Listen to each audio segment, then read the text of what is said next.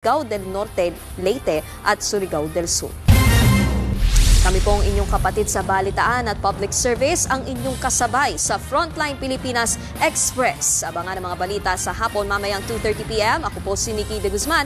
Manatiling nakatutok dito sa News 5 para sa iba pang updates dito nga sa magnitude 7.6 na lindol na tumama sa Davao Oriental ngayong umaga.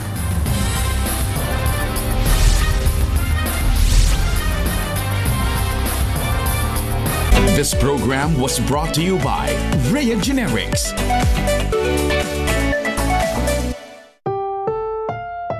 Ang susunod na programa ay rated SPG. Striktong patnubay at gabay ng magulang ang kailangan. Maaaring may masiselang tema, lengguwahe, karahasan, sexual, horror o droga na hindi angkop sa mga bata. This program is brought to you by White Rose Papaya plus Niacinamide.